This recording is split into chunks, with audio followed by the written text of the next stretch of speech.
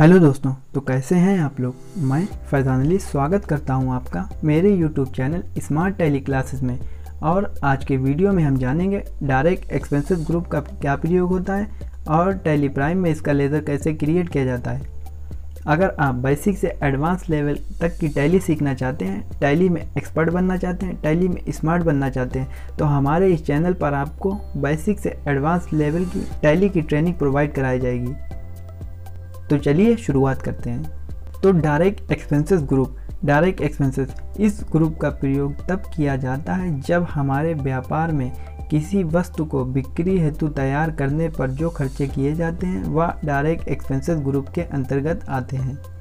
तो direct expenses ऐसे खर्चे होते हैं जो डायरेक्टली किए जाते हैं। जैसे डायरेक्ट एक्सपेंसेस इस ग्रुप का प्रयोग तब किया जाता है जब हमारे व्यापार में किसी वस्तु को बिक्री हेतु यानी बेचने के आधार पर जो खर्चे किए जाते हैं वह डायरेक्ट एक्सपेंसेस ग्रुप के अंतर्गत आते हैं।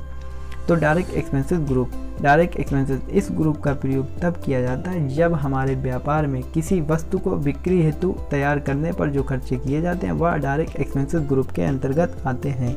जैसे फॉर एग्जांपल हमारी कंपनी में कंप्यूटर मैन्युफैक्चरिंग करने का काम किया जाता है। हमारी कंपनी में नए कंप्यूटर और लैपटॉप बनते हैं।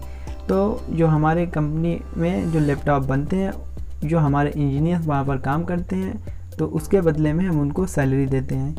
तो इस तरीके के जो खर्चे हैं वो डायरेक्ट एक्सपेंसेस ग्रुप के अंतर्गत आते हैं। जैसे हमारे लेबर हैं, तो हमारी जो लेबर काम कर रही है तो उसके बदले में हम उसको पैसा देंगे, यानी वो हमारा जो लैपटॉप है वो उसको पैक करवाएंगे, उसके बदले में हम उनको पैकिंग चार्ज का पैसा देंगे। तो जो लेबर चार्ज पैसा होता है, जो पैकिंग चार्ज का होता है, जो सैलरी होती है, वो इस तरीके जो खर्चे आते हैं वह डायरेक्ट एक्सपेंसेस ग्रुप के अंतर्गत आते हैं। यानी जब हम अपने व्यापार में किसी वस्तु को बिक्री हेतु तैयार करने पर जो खर्चे करते हैं वह डायरेक्ट एक्सपेंसेस ग्रुप के अंतर्गत आते हैं।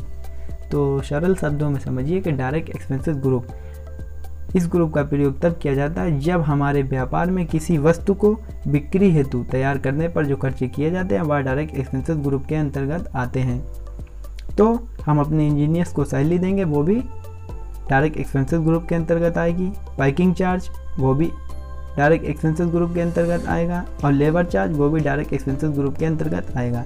तो इस तरीके के जो खर्चे होते हैं जो किसी वस्तु को बिक्री हेतु तैयार करने पर किए जाते हैं वह डायरेक्ट एक्सपेंसेस ग्रुप के अंतर्गत आते हैं। तो अब हम चलते हैं टैली की स्क्रीन पर और इसका लेज़र को क्रिएट करते हैं। तो अब हम आ चुके हैं टैली की स्क्रीन पर और इसमें हमको सबसे पहले दिख रहा है gateway of tally. Gateway of tally में हमको बहुत सी ऑप्शन दिख रहे हैं, जैसे करंट पीरियड दिखा रहा है, करंट डेट दिखा रहा है, नेम ऑफ कंपनी दिखा रहा है, डेट ऑफ लास्ट एंट्री दिखा रहा है। अभी हमने कोई एंट्री नहीं की है तो इसलिए नहीं शो हो रहा है। तो इसमें हमको लेज़र को क्रिएट करना है, तो इसमें हमको सबसे पहले जाना है गेटवे ऑफ टैली में, और गेटवे ऑफ टैली में हमको दिख रहा है मास्टर्स, और मास्टर में हमको जाना है क्रिएट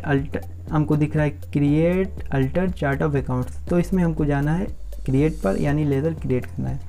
क्रिएट पर जाने के बाद में हमको लिस्ट ऑफ मास्टर्स दिखेगा, जिसमें accounting masters, inventory masters, स्टेटरी details. तो इसमें हमको अभी जाना है अकाउंटिंग मास्टर्स में। अकाउंटिंग मास्टर्स में हमको दिख रहा है group, laser, currency and voucher type. इसमें हमको जाना है लेज़र पर और इंटर प्रेस कर देना है। इंटर प्रेस करने के बाद में हमको सिंपली टाइप कर देना है, जैसे सैलरी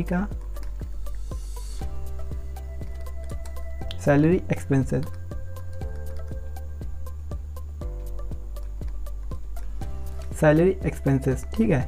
और इसको हमें रख देना है डायरेक्ट एक्सपेंसेस में। डी दबाएंगे, डायरेक्ट एक्सपेंसेस आ जाएगा। तो सैलरी एक्सपेंसेस इस तरीके के जो खर्चे होते हैं वह डायरेक्ट एक्सपेंसेस ग्रुप में के अंतर्गत आते हैं। टाइप ऑफ लेजर, इसके बारे में हम आपको बाद में बताएंगे, यानी इसके बारे में अभी हम नहीं डिस्कस करने वाले हैं। जैसे ये डिस्काउंट, इनवॉइस राउंडिंग, इसके बारे में हम आपको बाद में बताएंगे। Method of appropriation in purchase invoice, इसमें अभी हमको नॉट एप्लीकेबल लेना है। इफ जीएसटी एप्लीकेबल, इसमें एप्लीकेबल लेना है। Set alter GST details, no. चाहे तो आप इस पर जीएसटी ऐड करके इसमें जीएसटी, इसका डिस्क्रिप्शन, रजिस्ट्रेशन कोड और इसकी टैक्स की लायबिलिटी भी फिक्स कर सकते हैं, यानी 18% टैक्स लग रहा है या 12% लग रहा है, इसके बारे में बाद में बताएंगे। अभी इसको नो ही रखते हैं। और टाइप ऑफ सप्लाई में हमको लेना है सर्विस, और इसको इंटर प्रेस करके सेव कर सकते हैं, या इसकी शॉर्टकट की कंट्रोल ए का प्रयोग कर सकते हैं। तो ये अब हमारा लेज़र क्रिएट हो चुका है सैलरी का। इसको देखने के लिए हमें सिंपली जाना है इसमें अल्टर में जाने के बाद में हमको जाना है लेज़र में, और इसमें हमको जाना है सैलरी एक्सपेंसेस। ये हमारा लेज़र अब क्रिएट हो चुका है। अब हमको लेज़र क्रिएट करना है पैकिंग चार्ज का। तो लेज़र को क्रिएट करने के लिए हमें जाना है क्रिएट पर जाने के बाद में हमको जाना है लेज़र पर, और सीधे टाइप कर देना है packing charge.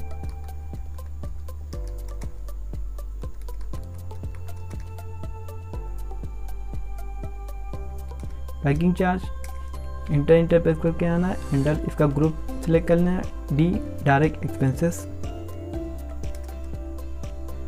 Type of ledger में not applicable, method of appropriation in purchase invoice भी नॉट एप्लीकेबल लेना है, is GST applicable, set alter GST details no, type of supply में अभी सर्विस लेना है, और इंटरफेस करके सेव कर सकते हैं, या इसकी शॉर्टकट की कंट्रोल ए का प्रयोग कर सकते हैं।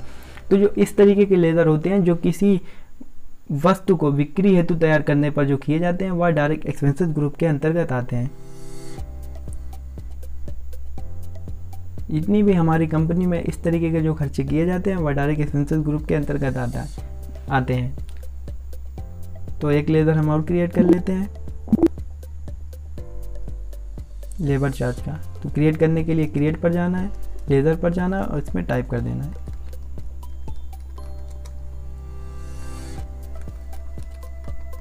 Labour charge. इसको भी हमें डायरेक्ट एक्सपेंसेस डी दबाना है, और इसमें आ जाएगा डायरेक्ट एक्सपेंसेस।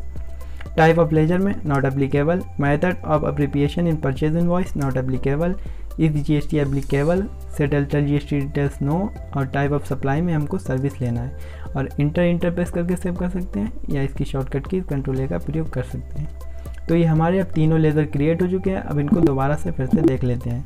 तो देखने के लिए हमको जाना है अल्टर पर, हमको जाना है लेज़र पर, और हमें ये तीनों लेज़र दिख रहे हैं। ये हमारा लेबर चार्ज का है, ये हमारा पैकिंग चार्ज का है, ये हमारा सैलरी का है।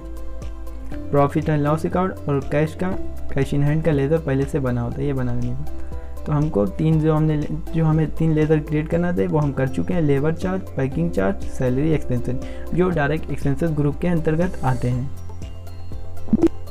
तो आज की वीडियो में हमने सीखा है कि डायरेक्ट एक्सपेंसेस ग्रुप का क्या प्रयोग होता है टैली में, और टैली प्राइम में इसका लेज़र कैसे क्रिएट किया जाता है। अगर आज का वीडियो आपको पसंद आया हो तो कमेंट के माध्यम से बताइएगा आप आज का वीडियो आपको कैसा लगा।